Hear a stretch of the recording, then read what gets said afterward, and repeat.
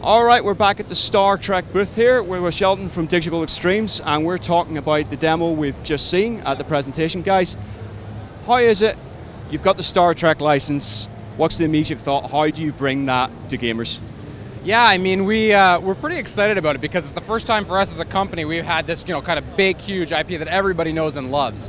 And I think what's great is, we decided that we wanted to make this game about Kirk and Spock. And actually, it's the first time you ever have had a chance to play as Kirk and Spock in a video game. So I feel like, it kind of automatically lends itself to co-op, and it automatically makes it so that you'd want to have a game where you want to have two different experiences for each of the guys. If you're Spock, you want to start mind melding, nerve pinching, and using the tricorder and finding out more information. Whereas if you're Kirk, you want to kind of run and gun. You want to call down strikes from the Enterprise. You want to make jumps that you have no business taking. So it really felt like this is a way that you could kind of get that iconic experience of each of these guys in a video game.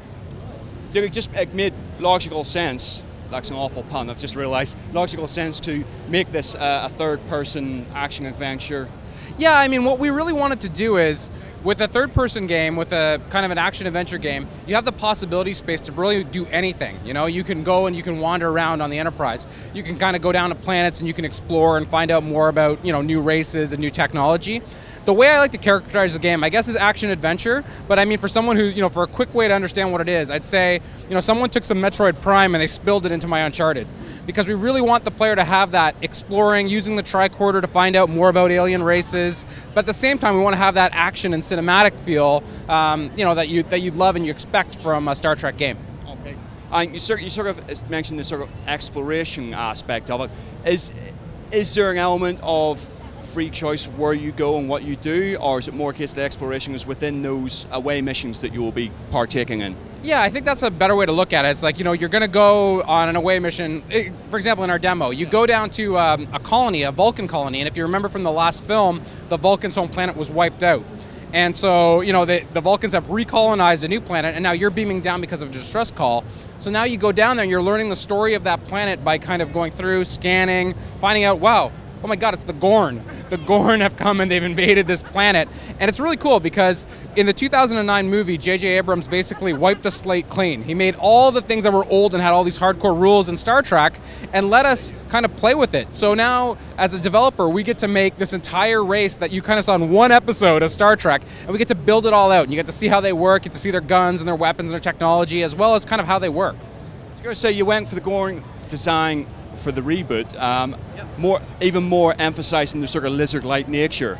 Yeah, I mean, what we really wanted to do in this demo was kind of show, it's a really condensed version. This is a massive level. New Vulcan is just a huge level in the game. And what we wanted to do was show kind of the aggressive nature of them. But of course, these guys that you saw, they were just kind of the lower level, the brutes and the grunts. The guy from, for example, in the episode that we all love, he was a captain.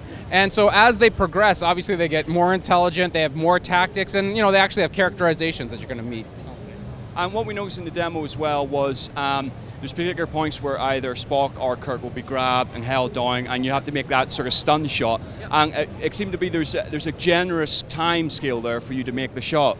Is that because the game's really for such a wide and diverse audience? You want to make it playable for all? I would guess more reason why you saw that in the demo is because our demoers want to make sure you guys understand what's happening. Because I think if you're playing the game, you got to act fast. Yeah. But yeah, we want to have those experiences. We want it to really put it in the situation where the best part about Star Trek, or the new Star Trek, is that interaction between Kirk and Spock. And so sometimes it's an antagonistic relationship and they're kind of, not at the best of terms, but they're the split sides of our personalities, right? All of us have that kind of logical side and that kind of adventurous side. And anytime we can put you in gameplay situations where you have agency and you can express, how Kirk is and how Spock is, that's a win for us.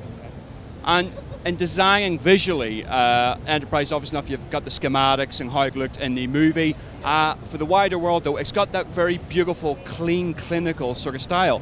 Very minimalistic. How do you sort of counter that with today's tech, but making something that's so minimalistic? It is kind of tough. I mean, what we're looking to do, again, is it's about being an authentic Star Trek experience. So that obviously means you're going to get smashed with lens flares and camera shakes and stuff like that.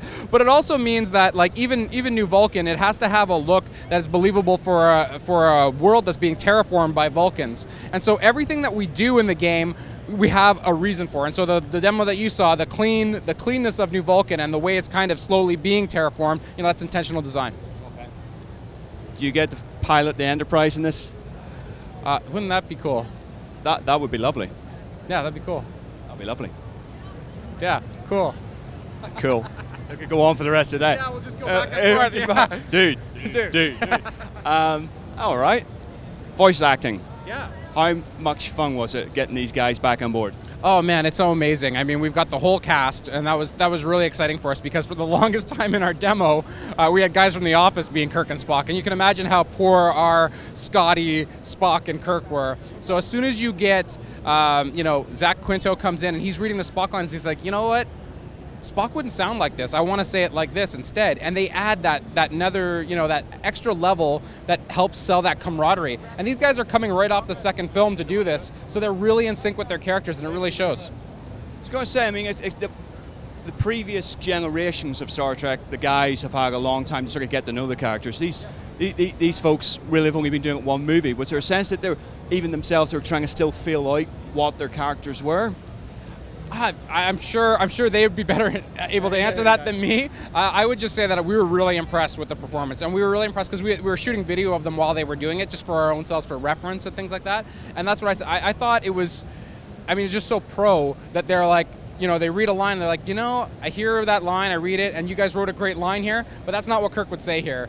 And let's do it again and do it like this. And just that improvisational skills and those ways of kind of nailing the character, I think it really comes across in our demo because you have to have that back and forth banter between those guys. And Kirk's a very amorous guy. Yeah. Will there be any sort of green alien love scenes in this? Will there be relationship issues? I don't want to talk too much about the story, but even in our demo, as you're kind of walking down the halls of the Enterprise, you have a quick wave from a green girl, and we wanted to make sure everybody knew that this is the Kirk you know and love. Excellent.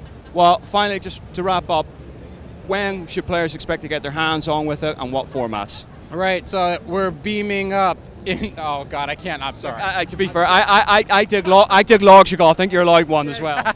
No, early 2013, and we're on PC, Xbox 360, and PS3. Excellent. Thank you very much indeed for the time. Cheers. Cheers.